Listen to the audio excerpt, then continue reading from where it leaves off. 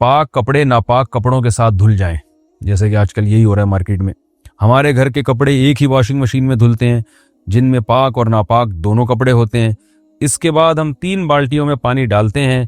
पहले पहली बाल्टी में कपड़ा डालते हैं, इससे निचोड़कर दूसरी बाल्टी में डालते हैं, फिर इसी तरह निचोड़कर तीसरी बाल्टी में डालते हैं, फिर निचोड़कर खुश्क करते हैं। क्या इस तरह सारे कपड़े पाक हो जाएंगे? माशाल्लाह। अब भी पाक नहीं होंगे तो भाई फिर तो पुलिस से भी पाक नहीं होंगे। बिल्कुल खानदानी तरीका है पाक करने का, इससे पाक हो जाएंगे।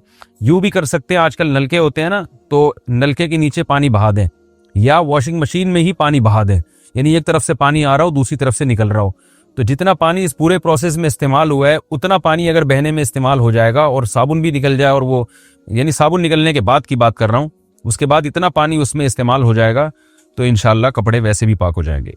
छोटी उम्र में की गई मंगनी अगर लड़की बाद में तोड़ना चाहे तो क्या वो शर्म आज़ाद है? मंगनी एक निकाह का वादा होता है, निकाह नहीं होता। तो अगर छोटी उम्र में किसी का निकाह तय कर दिया है और लड़की बड़ी हो गई, समझदार हो गई और उसे वो लड़का पसंद नहीं है तो इनकार कर सकती है, वो उसे पूरा पूरा हक है। बाकी ये कि माँ बाप ने अगर कहीं कर दी हो बात तय तो बिला वजह लड़की को इनकार करना नहीं चाहिए। माँ बाप अपनी बेटियों के लिए सबसे अच्छा सोचते हैं।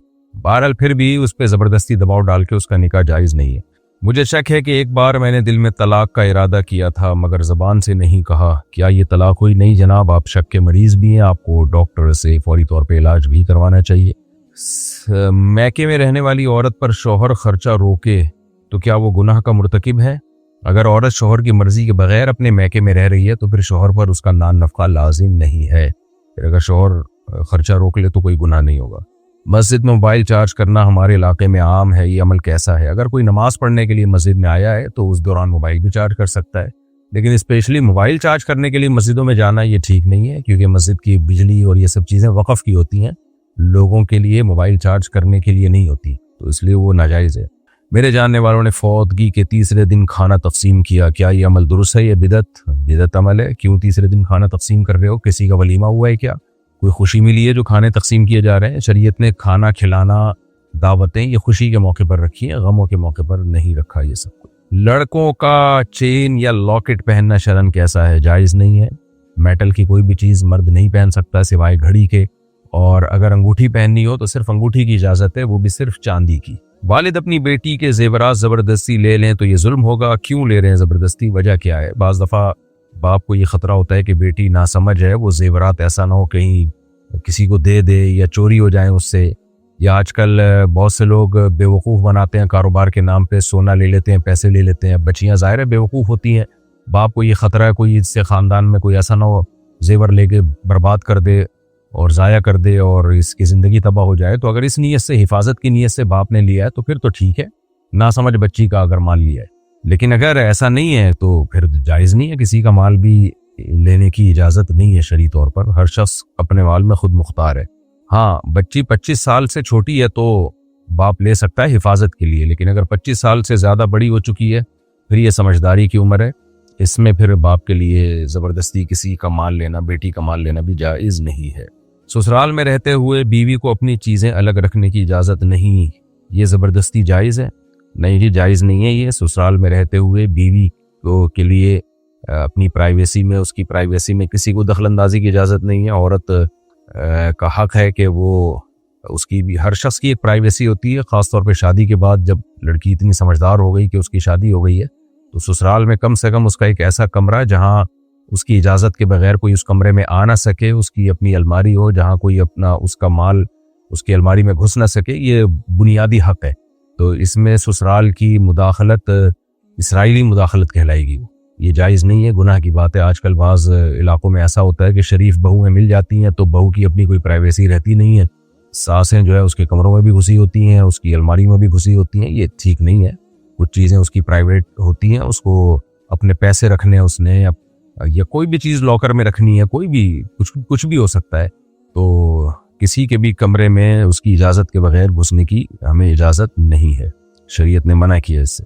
गैर मुस्लिम पड़ोसी हमें त्योहारों पर तोहफे देते हैं, उन्हें कबूल करना जायज़ है? कबूल कर लें, लेकिन ख़ुद से बढ़ चढ़ के गिफ्ट ना दें, क्योंकि किसी की भी मजहबी रसूमात में, मजहबी त्योहारों में हमें शिरकत की शरीयत ने इजाज़त नहीं दी है। غیر مسلم کہتے ہیں ہم تو تمہاری عید میں شرکت کرتے ہیں، مناتے ہیں تمہارے ساتھ، تو بھئی آپ کے مذہب میں جائز ہے، ہمارے مذہب میں جائز نہیں ہے کہ ہم مذہبی تہواروں میں شرکت کریں۔ ویسے کسی بھی غیر مسلم کو نارملی کسی خوشی پہ مبارکباد دی جا سکتی ہے، بلکہ دینی چاہیے۔ وہ پاس ہو گیا، اس کے نمبر اچھے آ گئے، اس کی جاب اچھی لگ گئی، کسی کے یہاں ولادت ہو گئی، تو خوشی کی مبارکباد دیں، گفٹ لیں، ہر طرح سے ان سے اچھے تعلق رکھنا جائز ہے۔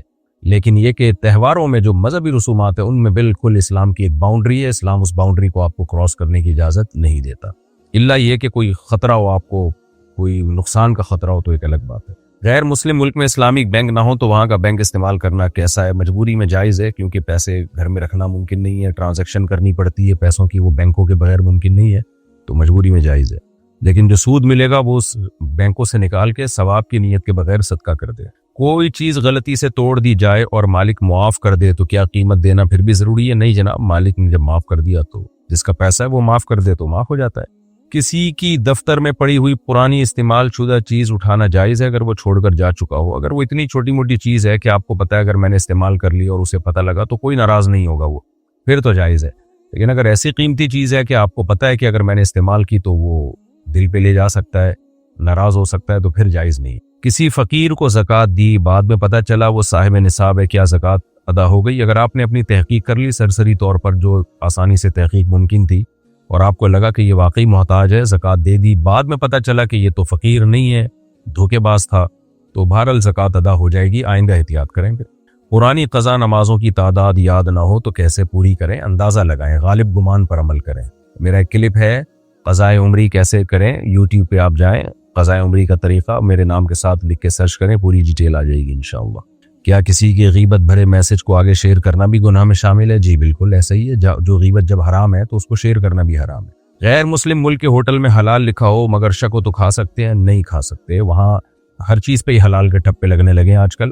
اور دوسرا، کچھ مذہبی اسکالر ایسے ہیں جو بالکل دین میں ان کو اللہ کا خوف نہیں ہے، اور انہوں نے بس ہر طرح کے ذبیحہ کو حلال کر دیا ہے۔ مشینی ذبیحہ بھی بعض ملکوں میں بعض اسکالر نے فتویٰ دیا ہے کہ وہ حلال ہے، جبکہ دلائل کی دنیا میں اس کے حلال ہونے کی کوئی دلیل سمجھ میں نہیں آتی۔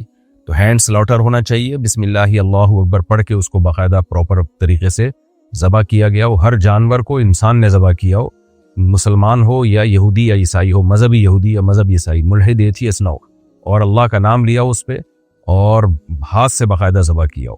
تو یہ جب تک شرطیں نہیں پائی جائیں گی اس وقت تک جانور حلال نہیں ہوگا۔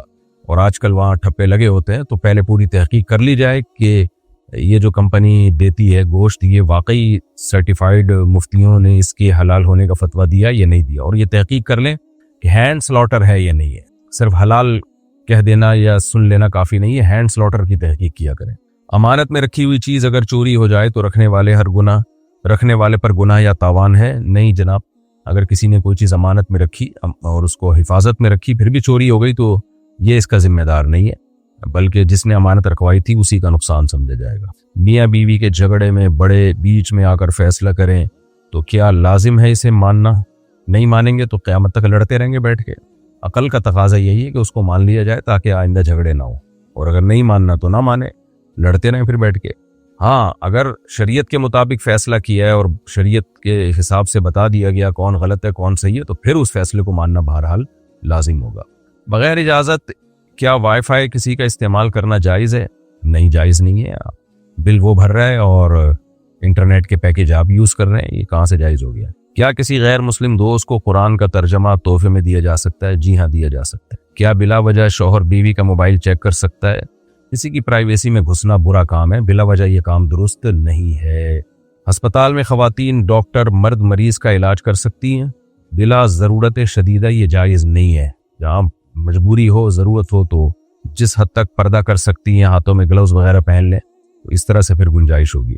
کیا زکوٰۃ سے کسی کا میڈیکل آپریشن کرایا جا سکتا ہے؟ نہیں، اگر زکوٰۃ کے پیسوں سے کسی کا آپریشن کرانا ہے تو پھر مریض سے اجازت لے لی جائے کہ ہم آپ کو پیسے دینا چاہتے ہیں۔ بے شک یہ نہ بتائیں کہ زکوٰۃ دے رہے ہیں، بھائی ہم آپ کو پیسے دینا چاہتے ہیں تو آپ ہمیں اجازت دے دیں، ڈاکٹر کو آپ وکیل بنا دیں یا ہاسپٹل کو آپ وکیل بنا دیں کہ آپ کی طرف سے ہم ہاسپٹل کو دے دیں گے، تو وہ پہلے اجازت دے گا، اس کے بعد پھر آپ جو ہاسپٹل کو پیسے دیتے رہیں گے اس مریض کے علاج میں، وہ زکوٰۃ میں شمار ہو جائے گا۔ پہلے اجازت لینا ضروری ہے، وکالت ضروری ہے۔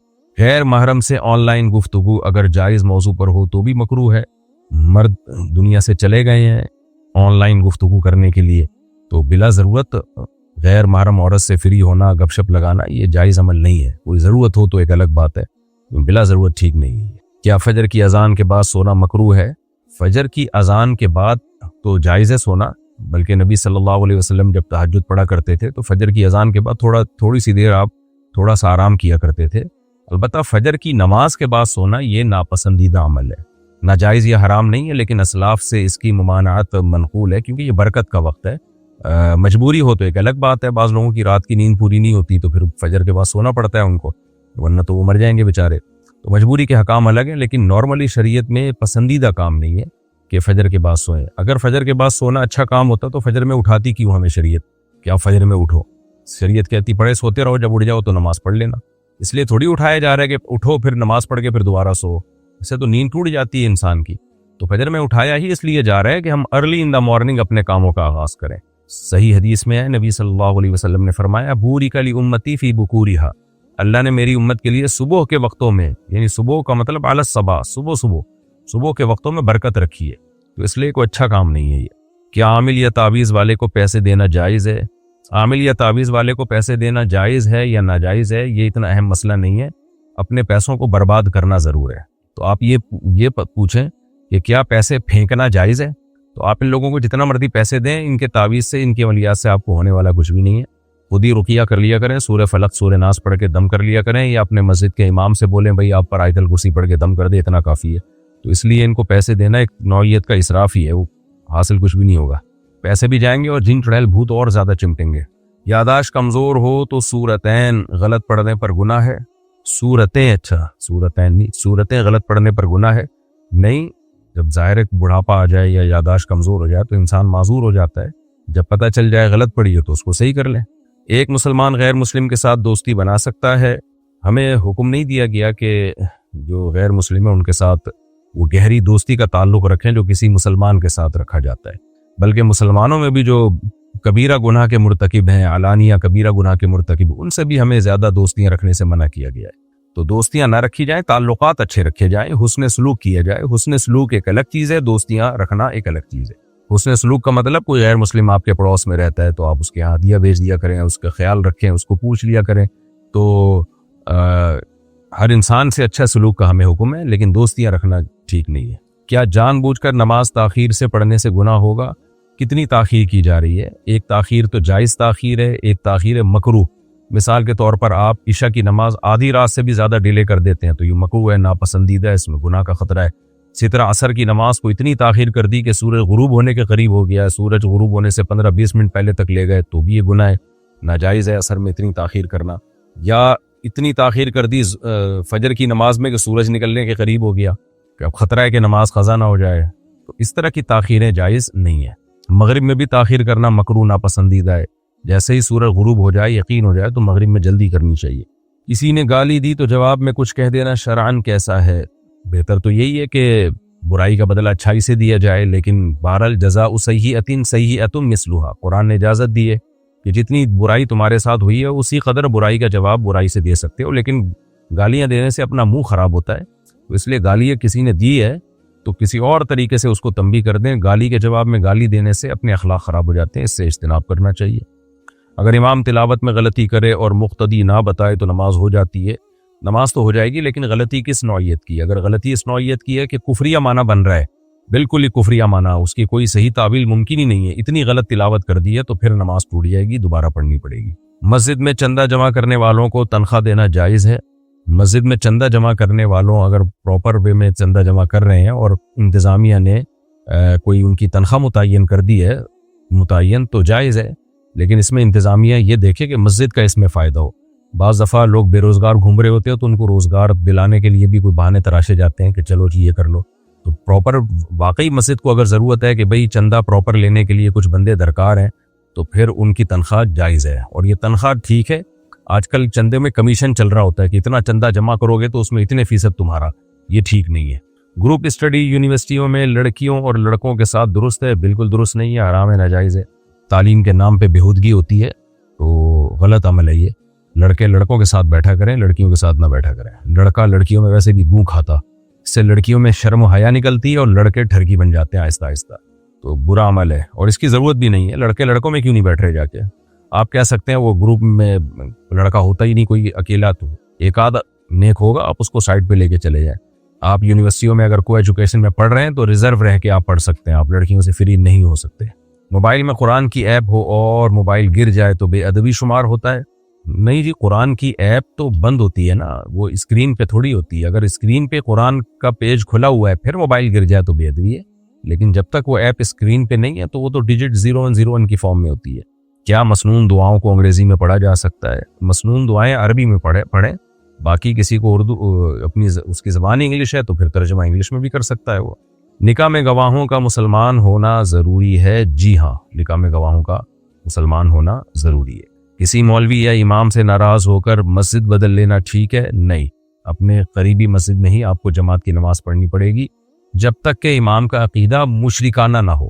امام ہی اگر مشرک ہے, بالکل ہی واضح لفظوں میں شرک کرتا ہے, تو پھر اس کے پیچھے نماز نہیں ہوتی. جب تک مشرک نہیں ہے تو جیسا بھی ہے اپنے محلے کی مسجد میں آپ کو نماز پڑھنی پڑے گی, چاہے امام آپ کو اچھا لگے یا امام آپ کو برا لگے. اگر کھیل کھیلتے ہوئے قسم کھا لی جائے تو اس کا کیا حکم ہے؟ قسم کھا لی جائے تو قسم, جب بھی زبان سے قسم کھائی جائے گی تو وہ قسم منعقد ہو جاتی ہے, تو اس کو پورا کرنا ضروری ہے. پھر گھر میں لگی ہوئی گھڑی میں اگر اذان کی آواز بچے اور کوئی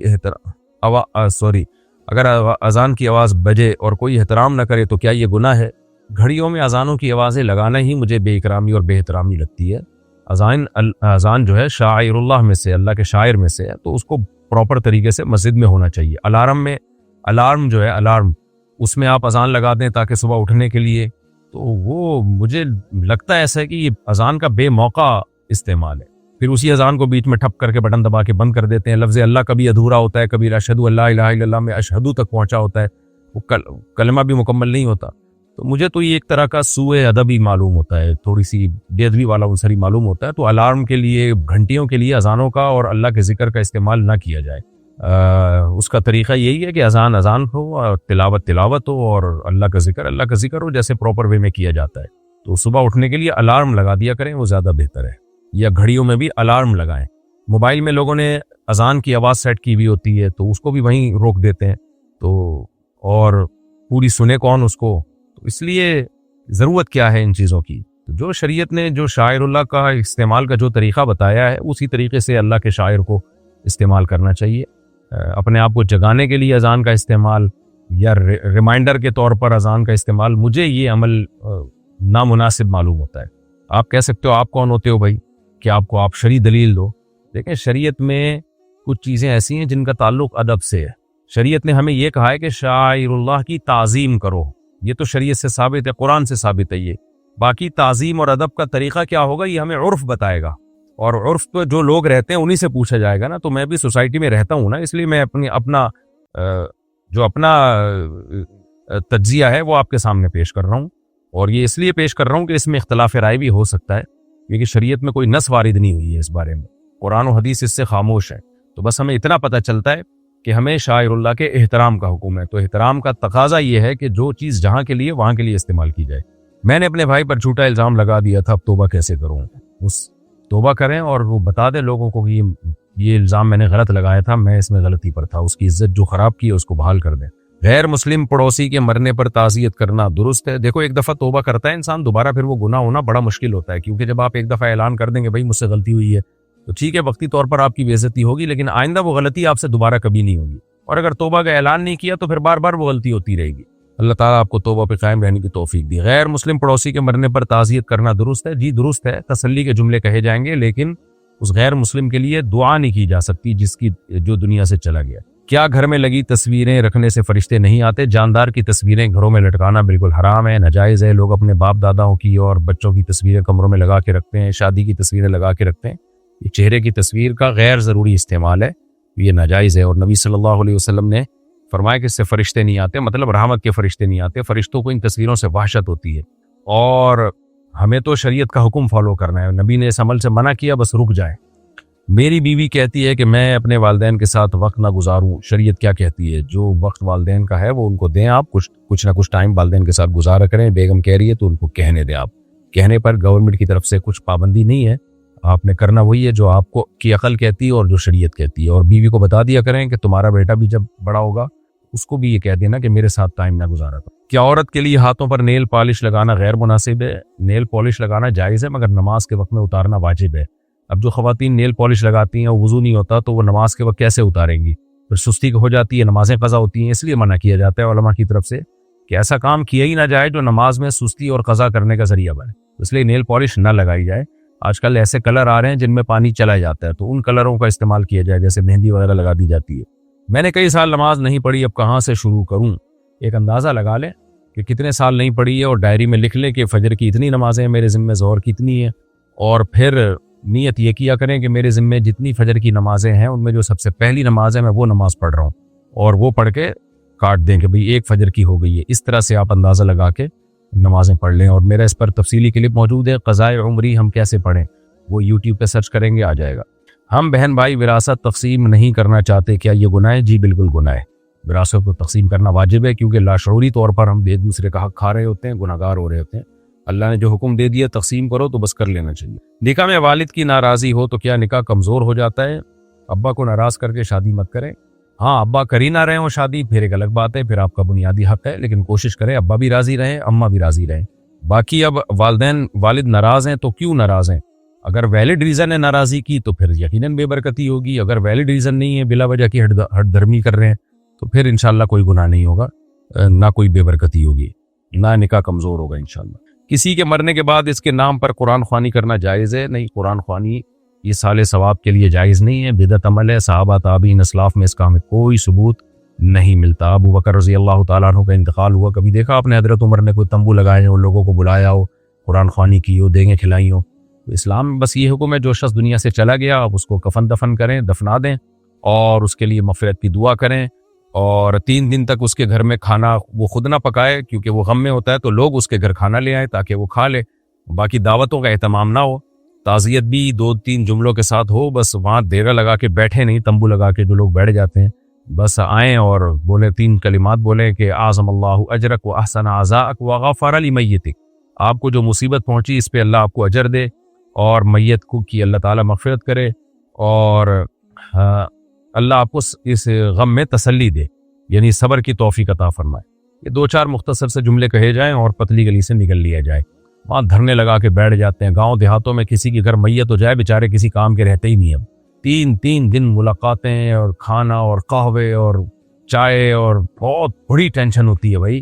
تو مرنے کو بھی آسان کرو میرے بھائی، جینے کو بھی آسان کرو۔ مر گیا، اب سب نے مرنا ہے، کوئی پہلی دفعہ نہیں کوئی دنیا سے گیا ہے، کوئی جوانی میں جاتا ہے، کوئی بچپن میں جاتا ہے، کوئی بڑھاپے میں جاتا ہے۔ آخرت کی تیاری کرو، چلا گیا بس دعائے مغفرت کی، یعنی قبر پہ آپ نے اس کے لیے جنازے میں تو دعا ہوتی ہے، جنازہ ہے ہی دعا، بس جنازہ پڑھا، اس کے بعد قبر پہ کھڑے ہو کر تھوڑی دیر اس کے لیے دعا مانگی، بس پتلی گلی سے نکل لو۔ باقی ساری زندگی پڑی ہے اس کے لیے، جب چاہو دعا مانگو، اصال ثواب کرو، صدقہ خیرات کرو، قرآن پڑھو اپنے طور پر، اخفل طریقے سے، اجتماعی حیات میں نہیں۔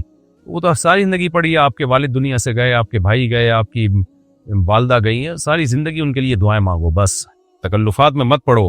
اسلام نے بہت آسان رکھا ہے ان سب چیزوں کو، ہم لوگ اسلام کے بجائے اپنے کلچر کو فالو کرتے ہیں۔ مجھے بہت غصہ آتا ہے، اس کی وجہ سے گھر والے پریشان ہیں، کیا کوئی علاج ہے؟ ڈاکٹر کے پاس جاؤ بھائی، ڈاکٹر کو بتاؤ، سائیکیٹرسٹ بھی آج کل اس کا، سائیکالوجسٹ بھی علاج کرتے ہیں، دواؤں سے بھی علاج ہوتا ہے، دماغ میں بعض دفعہ کیمیکل آگے پیچھے ہوتے ہیں تو بھڑکتا رہتا ہے آدمی بلا وجہ، تو اس کا علاج سائیکیٹرسٹ کے پاس ہوتا ہے، کوئی میڈیسن دے دیتے ہیں، فٹ فاٹ ہو جاتے ہیں آدمی۔ اور بعض دفعہ نفسیاتی کوئی مسئلہ ہوتا ہے آپ کے ساتھ تو سائیکالوجسٹ کے پاس جاؤ، وہ بتائے، وہ اس کو بتاؤ اپنی غم، اپنی پریشانی، کیا کہانی۔ بعض دفعہ یہ ہوتا ہے کہ آپ میں باڈی میں کوئی کمی ہوتی ہے، منرلز کی کمی ہوتی ہے، کمزوری ہوتی ہے، جس کی وجہ سے آپ بلا وجہ ایسا لگتا ہے جیسے توے پہ بیٹھے ہوئے ہو۔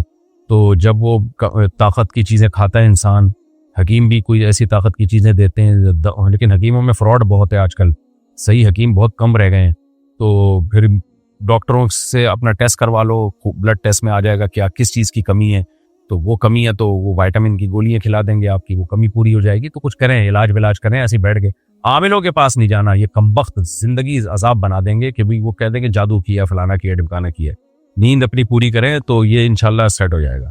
میرا بھائی جادو ٹونے پر یقین کرتا ہے، کیا یہ شرک میں آتا ہے؟ نہیں، جادو ٹونے پر یقین شرک میں نہیں آتا، البتہ آج کل جس طرح سے جادو ٹونے ہو رہے ہیں نا، یعنی جس طرح فراڈ ہو رہا ہے اس نام پہ، تو گمراہی میں آج کل ضرور آئے گا یہ۔ تو اپنے بھائی کو بولے انسان کا بچہ بن جا ورنہ زندگی برباد ہو جائے گی تیری۔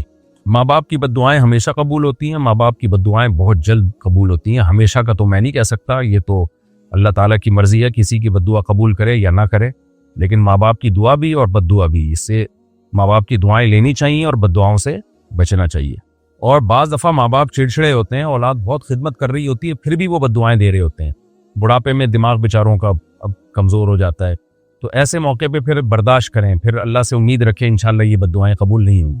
میں نے دیکھا ہے ایسے لوگوں کو جنہوں نے اپنے ماں باپ کی بڑی خدمت کی، لیکن ذرا سی باتوں پہ ماں اور باپ جو ہے وہ کیونکہ بڑھاپے میں نا کنٹرول نہیں رہتا، کمزور ہو جاتے ہیں، تو بد دعائیں دے رہے ہوتے ہیں، پھر اولاد بہت ڈپریسڈ ہوتی ہے کہ ہم خدمت کر رہے ہیں اور یہ بد دعائیں دے رہے ہیں، تو وہ بد دعائیں نہیں لگیں گی انشاءاللہ، کیونکہ اللہ کو بھی پتہ ہے کہ بھائی یہ جو ہے اس میں اولاد کا قصور نہیں ہے، بلکہ آپ ان بد دعاؤں کو برداشت کر لیں گے تو اور آپ کو اللہ تعالیٰ ثواب دے گا اور درجات بلند کرے گا۔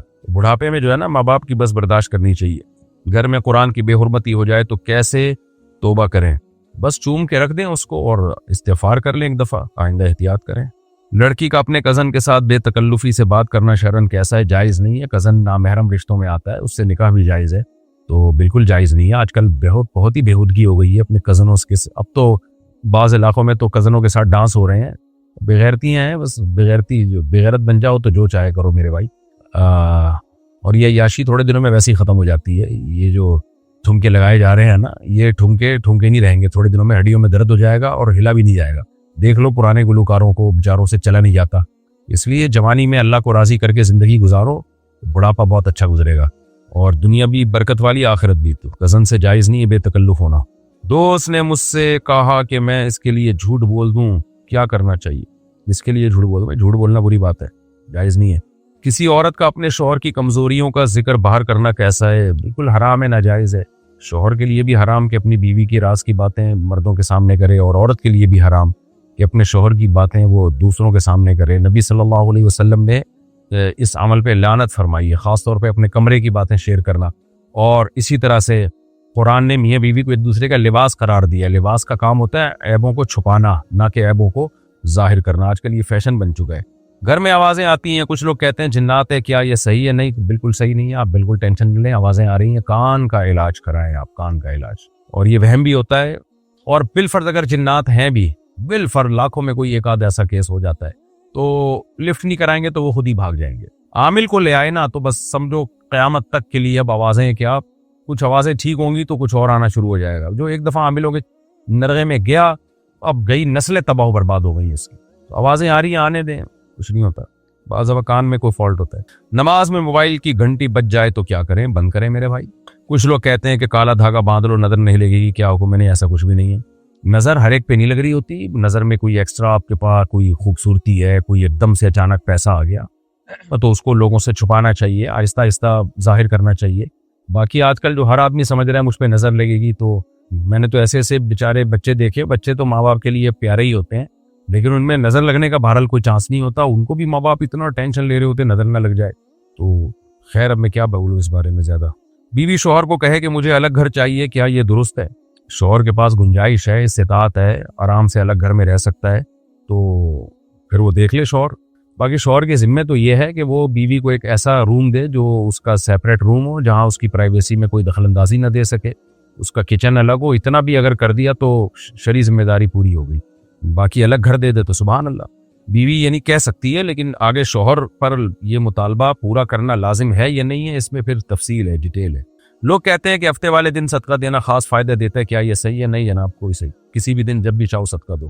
اگر کسی سے دل میں حسد ہو جائے تو کیا کریں؟ بہت پیارا اچھا سوال کیا آپ نے۔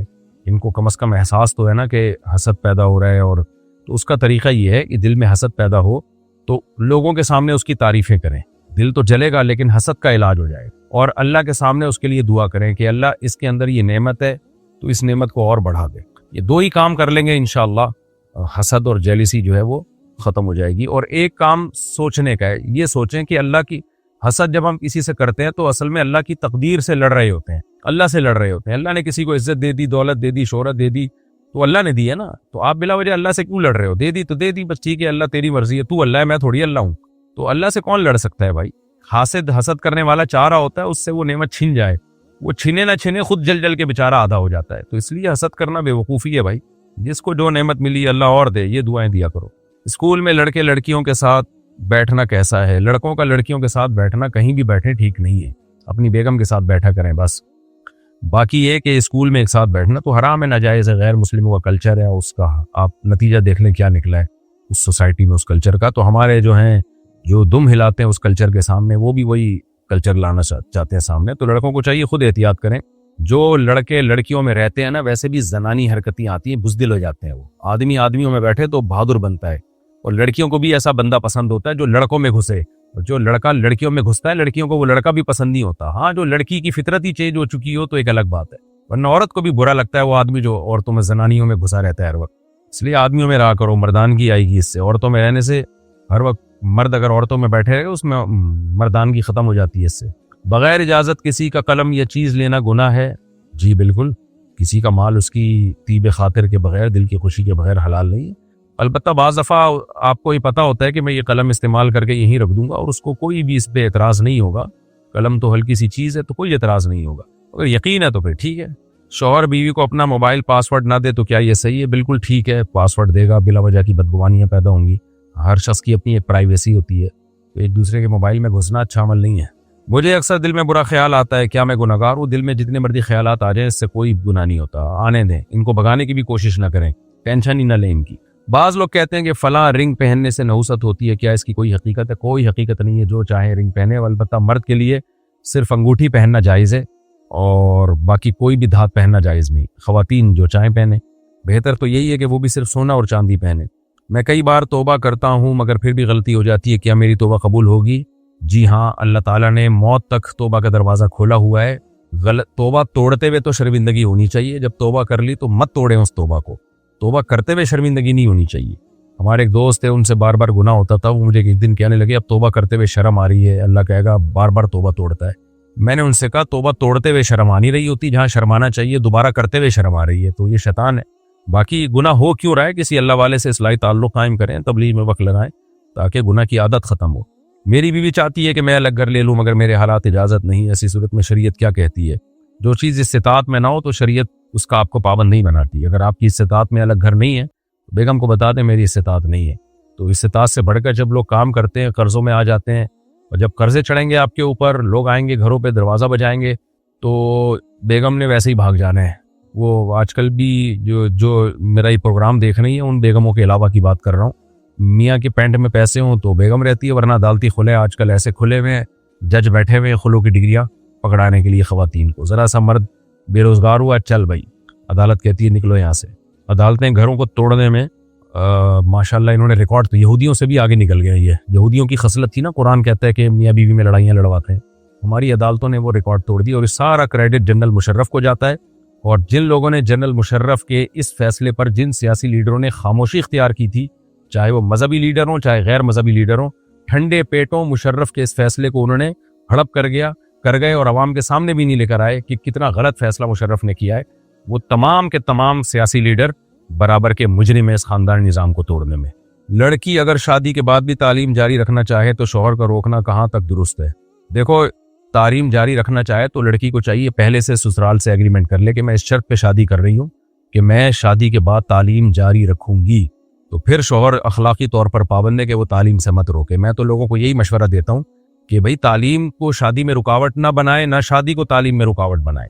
لڑکی اگر پڑھ رہی ہے، میڈیکل کالج کے پہلے سال میں ہے، دوسرے سال میں، انجینئرنگ یونیورسٹی کے پہلے سال میں، دوسرے سال میں، یا انٹر کر رہی ہے، فرسٹ ایئر کر رہی ہے، تو اب یہ نہیں کہ تعلیم مکمل کرے گی تو ہم شادی کریں گے۔ بھئی نکاح بھی شریعت کا حکم ہے، اس کو جلدی کرنا ہے، تو اس کے بہت سخت فسادات ہیں دیر سے نکاح کے، تو اور تعلیم بھی ایک وقت کی ضرورت ہے، تو اس کا تقاضا یہ ہے کہ دونوں پر عمل کیا جائے۔ یورپ میں تو ایسا ہی ہوتا ہے، پریگننسی میں بھی خواتین جا رہی ہوتی ہیں یونیورسٹیوں پڑھنے کے لیے، یہ ہمارے یہاں ہی ہوا بنا دیا ہے۔